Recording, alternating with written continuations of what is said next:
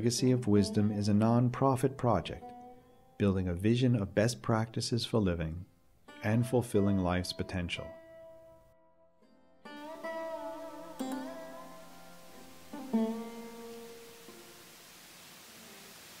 So as we move into the next round of dialogue, I want to invite Rick Moody to introduce himself as the others did, and to do so by sharing with us one or maybe even more poems of Rumi. He was so touched by the poetry of Rumi that he actually learned Farsi to read him in the original language. That shall tell us something about Rick. So he will share with us both a poem of Rumi and a translation by Coleman Barks, bringing Coleman back into the room again so that we can continue to hold him in our awareness, and then comment on it any way you want. So please. I'm right back where I started, but have I gone anywhere? Have I made any progress? I say that because I'm 66 years old.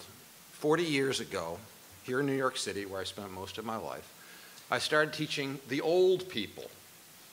Yeah, I signed up for a program. I was a graduate student in philosophy here at Columbia. And I said, those people, they're the best customers for philosophy. I was even thinking in marketing terms even then.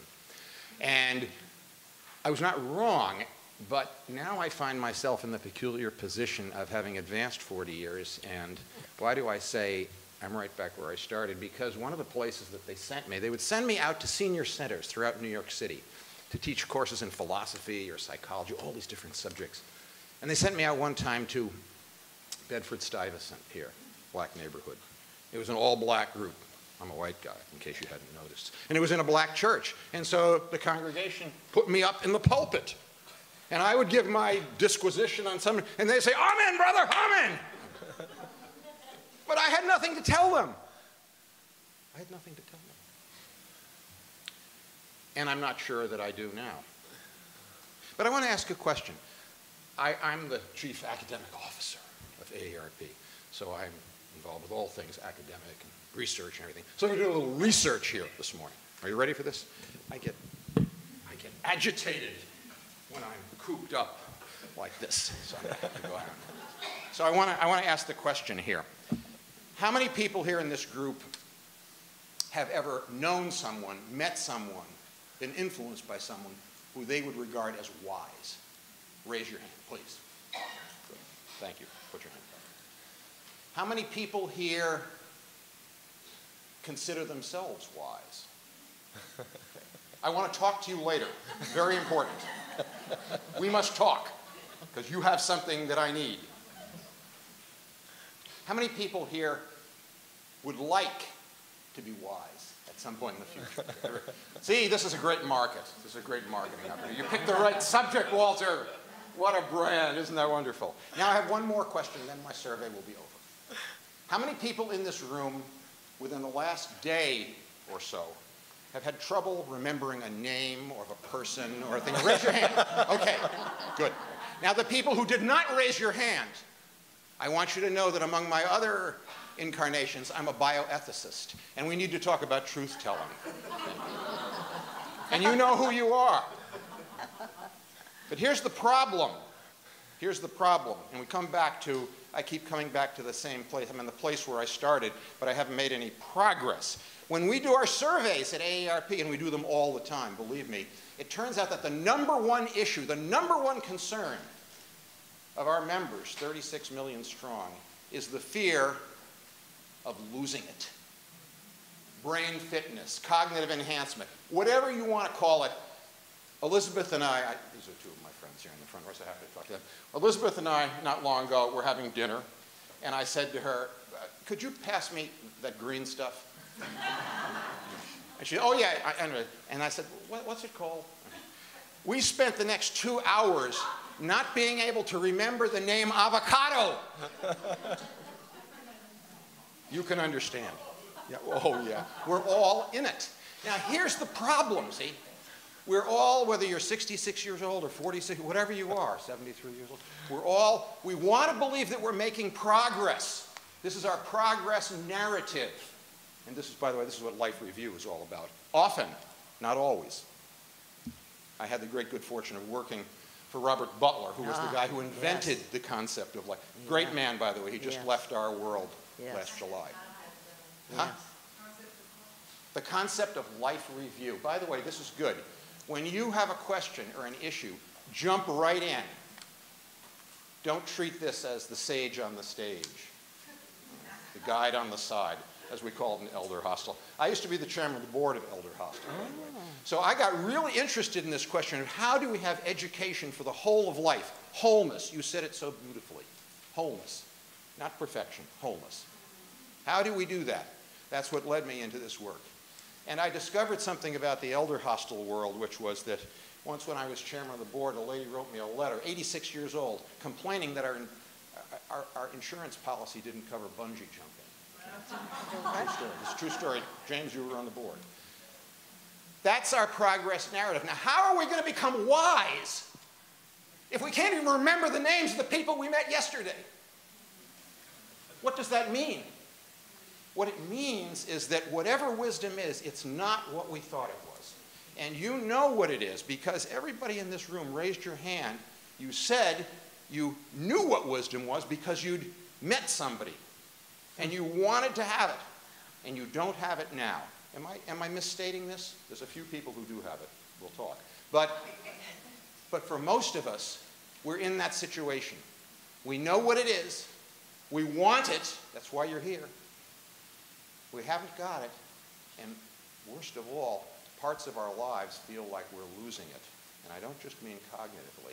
And that's what raises this question of fear. And I'm going to talk about fear in a moment because I'm going to read Rumi. And periodically, Walter and I agreed that what we're going to do, I said I was going to be like the timpani player. You know, the guy, I love the timpani players.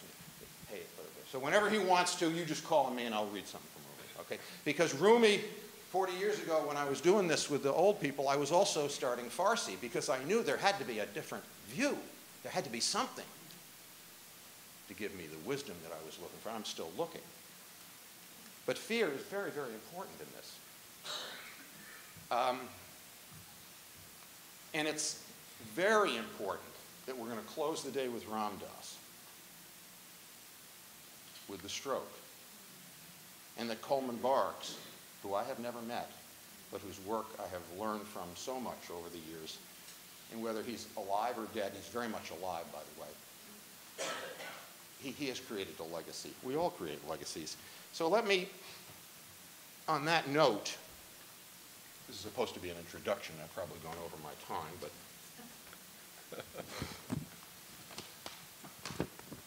it would be a paradox indeed if we were looking for something that we already have. As in the Vedantic image of the woman searching desperately for the necklace around her neck. She had it around her neck all the time.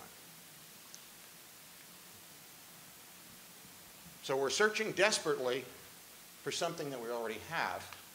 How could that be? Beshnoz ne ke shekoyat mikonat, as jadoi ha harikat mikonat. Listen to the reed, how it complains. This is the opening lines of Rumi's Mahnavi. Great work, the greatest work of mystical Sufi literature. Listen to the reed complaining that it's been separated. This is all about love. It's about nothing but love.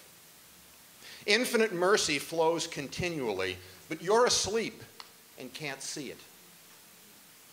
The sleeper's robe goes on drinking river water while he frantically hunts mirages in dreams and runs continually here and there shouting, "There'll be water further on. I'll just wait till I'm retired. Later on, I'll have wisdom. In the future," what Gurdjieff called the mirage of the future. "There'll be water further on, I know." It's this false thinking that blocks him from the path that leads to himself. By always saying further on, He's become estranged from here because of a false fantasy. He's driven from reality. If I just go to one more conference, if I just buy that book in the bookstore, maybe I'll even get Jane Fonda to sign it. Oh, isn't that wonderful? You collect. We used to give out pins. You remember this, James and Elder? You get pins for frequent hostelers. You go on. Turns out we didn't have even to give them anything like frequent flyer miles. No, people just wanted to collect them. Why is that? Because as James Hillman said, we live in the hyperactive society. Anything less than mania is considered depression.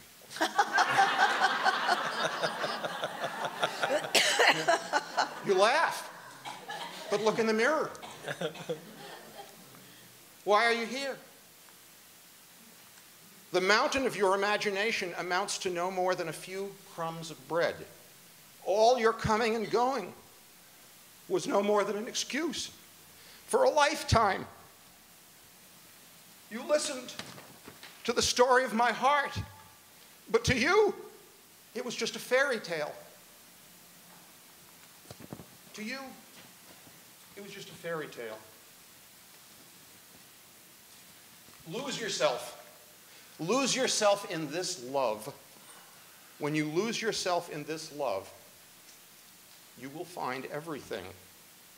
What is your life about anyway? Nothing but a struggle to be someone. Nothing but a running from your own silence. Hold to the reins of love and don't be afraid.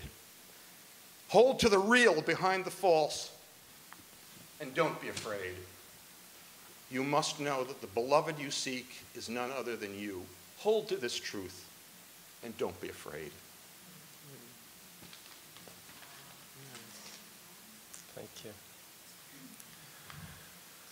Thank you, Rick, for all of you Thank that you Coleman shared. Barks. Thank you, Coleman Barks.